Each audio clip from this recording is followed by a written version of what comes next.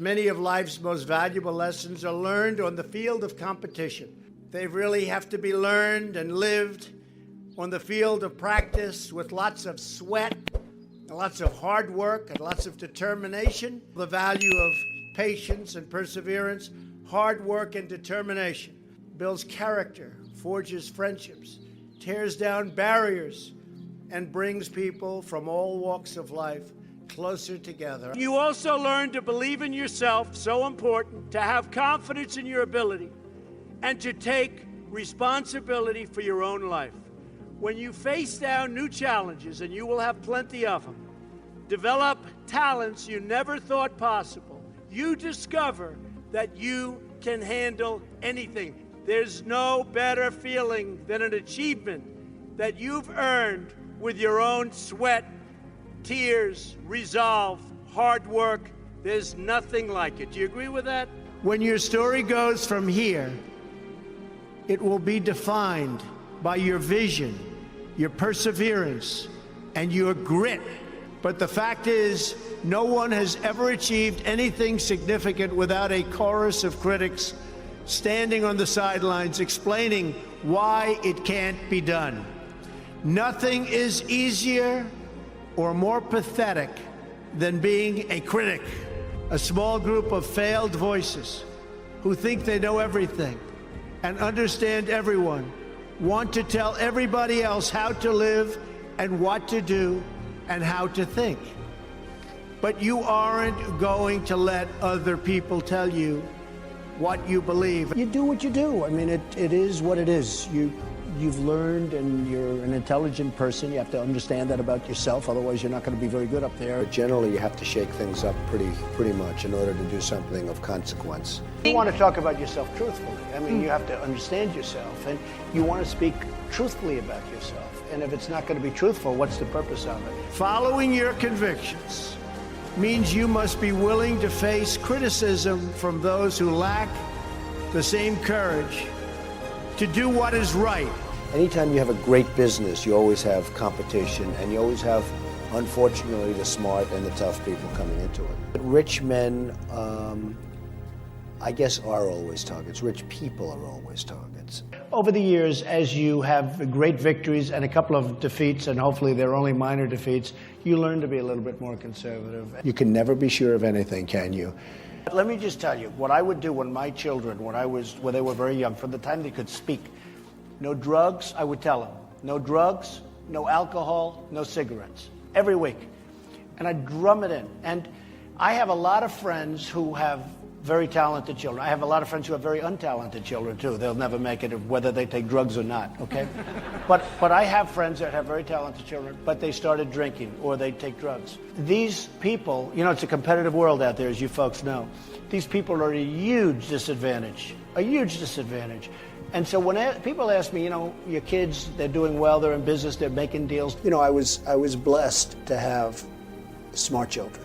They did well in school, they got good marks, they didn't have problems. But a lot of that was early upbringing. I'd always say to them, no drugs, no alcohol, no cigarettes. I'd just drive them crazy. I'd say every time they'd leave, no drugs, no alcohol, no cigarettes. Repeat after me. But I'd drum it into their heads. And you know, you have to get through those artificial barriers. I call them artificial barriers because you can do something about it until it's too late. Once it's in your system, it's very hard to stop. Like, I don't drink, and it's very easy for me not to drink. I tell people, what are you drinking for? What are you drinking for? I had a brother, Fred, who was sadly an alcoholic, a serious alcoholic. He was much older. He was 10 years older than me, 11 years older than me, and he was as good-looking a guy as you've ever seen. He had everything going, the best personality. I have like a bad personality compared to Fred, but he started drinking, and he also smoked a lot. I think it started in college, frankly, but it got progressively worse. And he was really unable to stop. And he'd always tell me, don't you ever drink, and don't you ever smoke. He'd add the smoke in it because he smoked and he drank. And it hugely affected his health and hugely affected even his look. So I never drank. I mean, I really, when you talk about my father, I learned a lot from my father, but I learned a lot from my brother Fred. And he set an example. It wasn't maybe the example that people would think, but it really was, in its own way, an example. So Yeah, there's a certain energy you have to get. You have to build up the energy. And a lot of the people that weren't, in my opinion, the best or the smartest became the most successful because they, right from the beginning, they had much more energy and drive. You had others that were really smart academically. They did fantastically well, but they didn't have that drive, and they had a lack of ability in one thing. They quit. If you don't have energy, you have nothing. And I see some people, they have no energy. And I say they'll never make it. They're never going to make it. And I see other people, they have the energy. Now you need the brain and you need the ideas. You can't have a lot of energy and bad ideas and not too smart. But you need energy levels to be successful. It's always a challenge, like life itself is a challenge. When natural disaster strikes, when people face hardship, you learn the rewards of hard work and perseverance. Never, ever give up, never quit. Persevere, never, ever quit. Carry yourself with dignity and pride. Demand the best from yourself and be totally unafraid to challenge entrenched interests and failed power structures. Always have passion. You've got to have passion for your family, for your life, for your church, for whatever it is. You've got to have that passion. You've got to just love it. Look, money is interesting because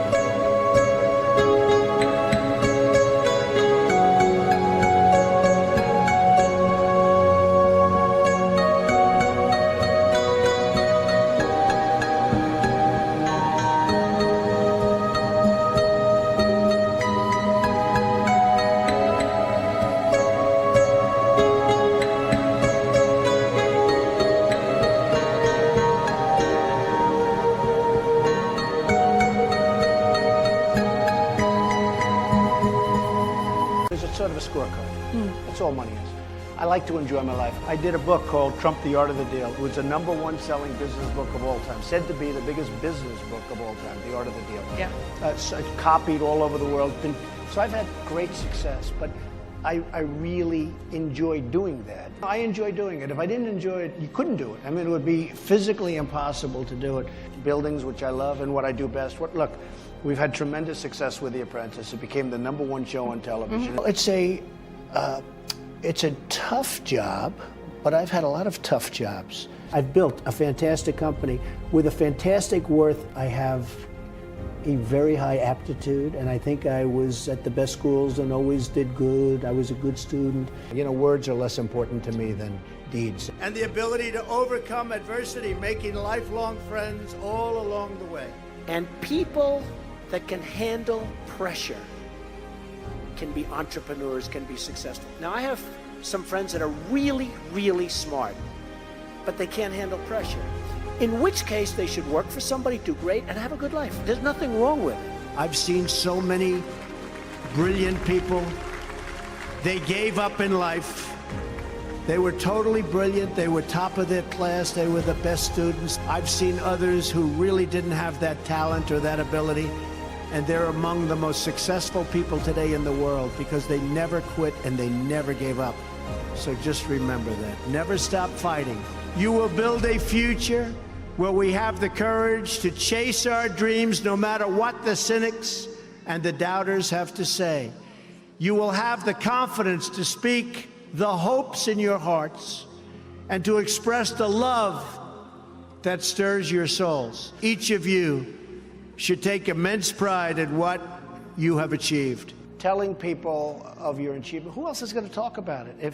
If you're successful, if this man's successful and nobody knows it, and he wants to show his success, I guess he's got to do his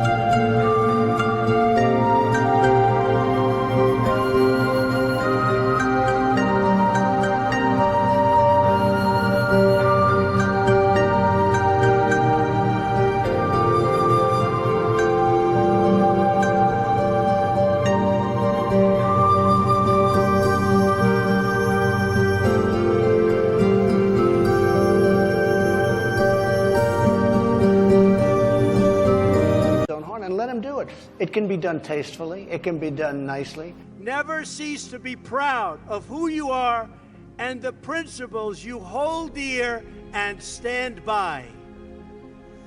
Wear your values as your badge of honor. And always have the courage to be yourself. Most importantly, you have to do what you love. You have to do what you love. I've seen so many people, they're forced through lots of reasons to go down a path that leads them to something that they don't love, that they don't enjoy. You have to do what you love, or you most likely won't be very successful at it. When you do something that you love, you'll never fail. What you're going to do is give it a shot again and again and again. You're ultimately going to be successful. And remember this, you're not working. You can do anything. You can be anything you want to be.